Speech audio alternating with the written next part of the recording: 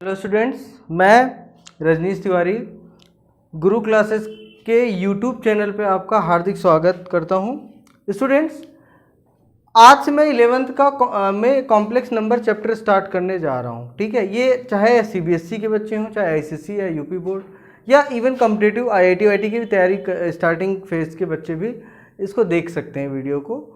और क्या chapter reduce किया गया है, क्या चीज़ें प्रीवियस चैप्टर में मतलब वीडियोस में डाली गई, वो सारा मैंने जो है यूट्यूब आप जाके हमारे चैनल पे जाके देख सकते हैं। ठीक है, उस पर ढेर सारे वीडियोस पड़े हुए हैं, आप अपने नीड के अकॉर्डिंग जो भी आपको लगे उसको आप देख सकते हैं।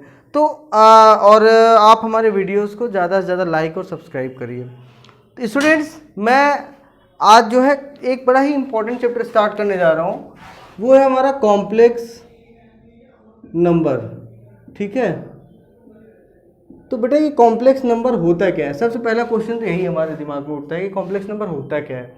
तो कॉम्प्लेक्स नंबर जैसा कि नाम से ही क्लियर है, कॉम्प्लेक्स मतलब मिक्स। कॉम्प्लेक्स मतलब मिक्स।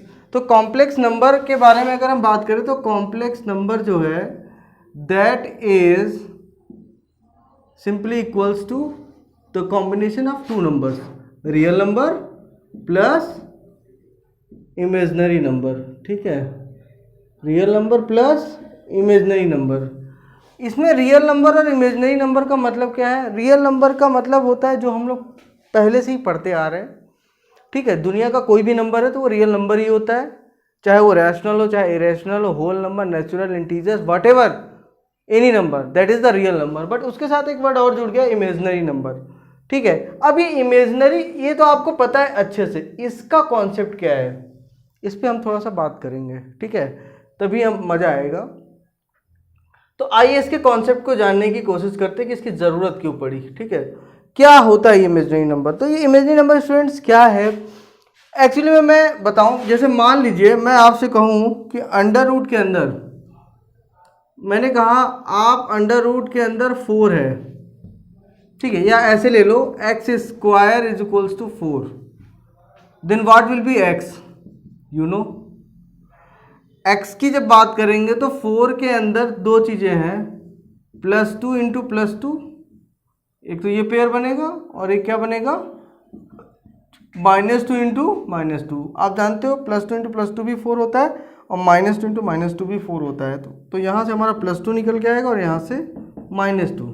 ठीक है, तो हम कह सकते हैं कि अगर एक्स स्क्वायर बराबर, अगर हमारा 4 है तो x बराबर क्या होगा, इफ देन, ऐसा कुछ है ना स्टूडेंट्स, हम कह सकते हैं। अगर स्टूडेंट्स ये हमारा x square is equals to 4 है और x इज इक्वल्स टू अगर हमारा +-2 आ रहा है तो कोई दिक्कत तो है नहीं। ठीक है, लेकिन अगर यहीं पे मैं आपसे कहूँ if x square is equals to -4 then what will be x, अब मैटर गड़बड़ा गया। अब मैटर गड़बड़ा गया क्यों? क्योंकि जैसे ही आप x की वैल्यू निकालने की कोशिश करेंगे तो x बराबर आ जाएगा आप जानते हो स्क्वायर जब इधर जाता है तो प्लस माइनस दोनों लगता है, तो प्लस माइनस अंडर रूट के अंदर -4। ओके स्टूडेंट्स, अब अगर मैं आपसे कहूँ कि इस -4 का स्क्वायर रूट निकालना है, स्क्वायर रूट के लिए आपको 2 इक्वल पेयर चाहिए कि नहीं स्टूडेंट्स? तो आप क्या करोगे, यहाँ पे -4 है तो एक में +2 होगा और एक में -2 होगा। मैटर यहाँ गड़बड़ा गया क्योंकि यहाँ पे प्लस है और यहाँ पे माइनस है। तो करें क्या हम?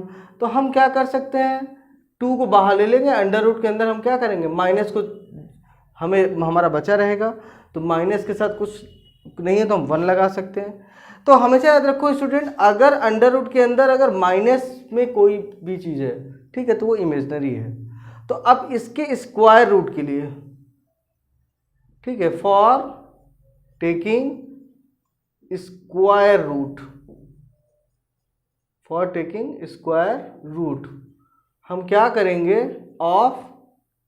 For taking square root of -1 हम क्या करेंगे, put i square is equal to -1। ठीक है, i स्टैंड फॉर आयोटा, इसको क्या बोलते हैं, iota. This is a Greek word जिसको इस्तेमाल किया जाता है -1 का स्क्वायर रूट निकालने के लिए, ठीक है। तो स्टूडेंट्स जैसे ही आप आई स्क्वायर बराबर -1 ले लिए, ठीक है, तो अब हमारे लिए यहाँ पे क्या होगा, आसान हो जाएगा। हम बड़े आराम से यहाँ पे जैसे ही रखेंगे तो x बराबर आ जाएगा हमारा ±2 √i square and that will B ±2i। तो अब स्टूडेंट आपको पता चला, अगर कहीं भी अंडर रूट के अंदर माइनस है तो वहाँ आई स्क्वायर है, इसका मतलब -1 का मतलब। और जब भी किसी नंबर के साथ अगर आई लगा हुआ है तो वो क्या बताएगा, इमेजनरी वैल्यू, ठीक है, वो क्या बताएगा, इमेजनरी वैल्यू को बताएगा, याद रखिएगा, ठीक है। अच्छा, यहाँ से एक बड़ा इंपॉर्टेंट रिजल्ट आएगा स्टूडेंट, अगर आई स्क्वायर -1 के बराबर है, इसका मतलब अगर मैं आई की पावर 4 करूँ तो क्या आएगा, +1। इसका मतलब 4 के मल्टीपल में जो भी वैल्यू आएगी वो 1 आएगी। इसका मतलब हम कह सकते हैं कि आई की पावर 4 की m = 1 for every m belongs to any integer. मतलब ये बड़ा इंपॉर्टेंट रिजल्ट आया कि आई की पावर अगर 4m है तो मतलब 4 के मल्टीपल में अगर है तो उसकी वैल्यू क्या होगी, +1 होगी, उसकी वैल्यू क्या होगी, 1 होगी, ठीक है। और z की वैल्यू चाहे प्लस में रखो चाहे माइनस में, बस 4 के मल्टीपल में होना चाहिए। इस पर एक छोटा सा क्वेश्चन देख लेते हैं, क्योंकि आपको जब आप बुक खोलोगे तो उस पर आई के पावर पे बेस बहुत से क्वेश्चन हमें दिखेंगे, ठीक है। तो देखते हैं जरा सा इसके बारे में। जैसे मान लीजिए हमने ले लिया आई की पावर 4004, ठीक है, इसकी वैल्यू क्या होगी इसको हमें देखना है। तो अगर स्टूडेंट्स हम 4004 है तो हम क्या करेंगे, इसको 4 से डिवाइड करेंगे। तो हम जानते हैं जब 4 से डिवाइड करेंगे तो ये हो जाएगा 4 × 1001। तो अगर आप देखो तो ये क्या है, m ही तो है, तो ये क्या हो जाएगा, आई की पावर 4m के फॉर्म में है ना, तो ये क्या हो जाएगा 1। अगर मान लो हम ऐसा ले लें आई की पावर 4003, ठीक है स्टूडेंट। तो आप जानते हो अब इसको जब लिखा जाएगा तो आई की पावर 4 × 1000 + 3, ये पावर में जाएगा स्टूडेंट्स। तो बेटा यहाँ पे 4 के मल्टीपल में तो 1000 है, 3 एक्स्ट्रा है। हम जानते हैं पावर में कोई चीज़ होता है तो उसको हम इंटू में लिख सकते हैं। तो ये हो जाएगा आई की पावर 4 × 1000 इंटू में आई का क्यूब, तो ये हो जाएगा 1 × आई क्यूब को लिख सकते हैं आई स्क्वायर इंटू आई। और आई स्क्वायर क्या होता है स्टूडेंट्स, -1 ना। तो यहाँ पे हमारा क्या आ जाएगा, -1 × आई। आई को कुछ नहीं लिख सकते, ये -i हमारा आंसर हो जाएगा, ठीक है। तो स्टूडेंट्स ये एक मतलब इस पर आप जब पहला एक्सरसाइज उठाओगे तो इस पर आपको इस पर क्वेश्चंस मिलेंगे। मैं एक इम्पॉर्टेंट चीज़ आपको और बता दे रहा हूँ, ठीक है, उसको आप थोड़ा ध्यान रखिएगा कि जैसे मान लीजिए अगर मैं आपसे कहूँ आई की पावर, अगर मैं 4 कॉन्जिक्यूटिव आई की पावर लूँगा तो वो क्या होगा, 0 होगा। मैं नोट पॉइंट करके यहाँ लिख दे रहा हूँ, बड़ा इंपॉर्टेंट है ये और कंपटीशन के पॉइंट ऑफ व्यू से भी इंपॉर्टेंट है। पहला नोट पॉइंट मैं लिखने जा रहा हूँ, ठीक है। The sum of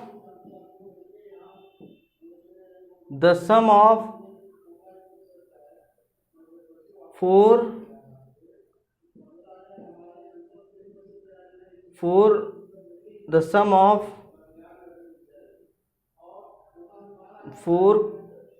consecutive power of I will be 0। इसका क्या मतलब है, लेट अस सी। जैसे मैं आपसे कहूँ आई की पावर 4n प्लस आई की पावर 4n + 1 और प्लस आई की पावर 4n + 2 और प्लस आई की power 4n + 3, that will be equals to 0। यहाँ n क्या है हमारा, n बिलोंग्स टू z। अब आप सोचोगे ये क्या नई चीज़ है, आइए देखते हैं कि कैसे है, ठीक है। आप n की वैल्यू चाहे जो लिख दीजिए, आपका अगर ये 4 कॉन्जिक्यूटिव, देखो कॉन्जिक्यूटिव पावर कैसे है, 4n के बाद 4n + 1 आएगा, फिर 4n + 2 आएगा, फिर 4n + 3 आएगा ना, तो इसका सम 0। अब इसका 0 कैसे सम उसको देखते हैं, ठीक है, वो बड़ा इंपॉर्टेंट चीज़ है हमारे लिए। तो ये आप बहुत आसान है, ऐसा कुछ नहीं स्टूडेंट्स, प्रूफ में देखते हैं। देखिए आप जानते हो इसमें से अगर हम LHS ले रहे हैं, LHS में अगर आप देखो तो आई की पावर 4n है स्टूडेंट्स, प्लस इसको क्या लिख सकते हैं, आई की पावर 4n × आई, भाई पावर 1 है, फिर यहाँ पे हो जाएगा आई की पावर 4n इंटू आई का स्क्वायर प्लस यहाँ पे क्या है आई की पावर 4n इंटू आई का क्यूब। आप देखो इन सब में से आई की पावर 4n कॉमन है, ठीक है स्टूडेंट्स। तो आई की पावर 4n क्या हो जाएगा हमारा, कॉमन हो जाएगा, यहाँ आ जाएगा 1 प्लस आई स्क्वायर और प्लस आई का क्यूब। क्यों स्टूडेंट्स, लिख सकते हैं कि नहीं। अब देखो यहाँ पे आई की पावर 4n इंटू 1 प्लस आई, इसको तो कुछ कर नहीं सकता, i square is -1 and i cube can be written as i square into i. Okay students, again i square will be -1, ठीक है। तो ये हो जाएगा 1 प्लस आई -1 और माइनस आई। देखिए स्टूडेंट्स ये कैंसिल आउट हो गया, 0 हो गया। तो अब आपको इसके बारे में बहुत ज़्यादा सोचना नहीं है, ठीक है। जैसे अगर मान लो मैं कैसे भी ले लूँ आई की पावर 5561 प्लस आई की पावर 5562 प्लस आई की पावर 5563 प्लस आई की पावर 5564।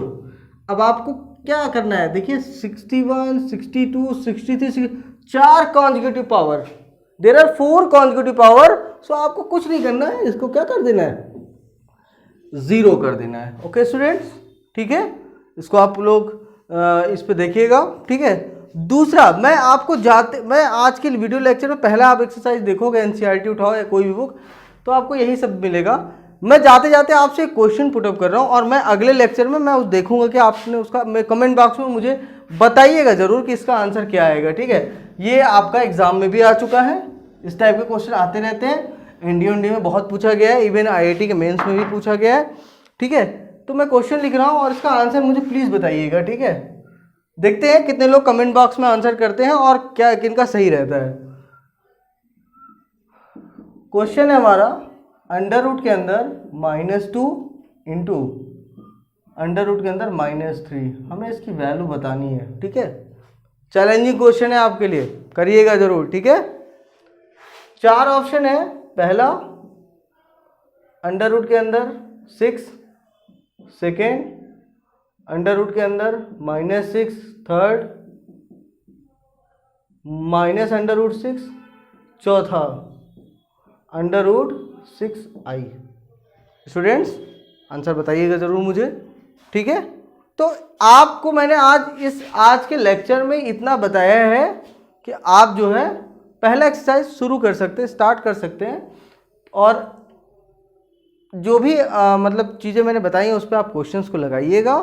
और अगर कोई भी डाउट अगर आपको होता है तो आप कमेंट बॉक्स में मुझसे पूछिएगा, मैं देखूंगा तो मैं उसका जवाब दूंगा अगले अपने लेक्चर में।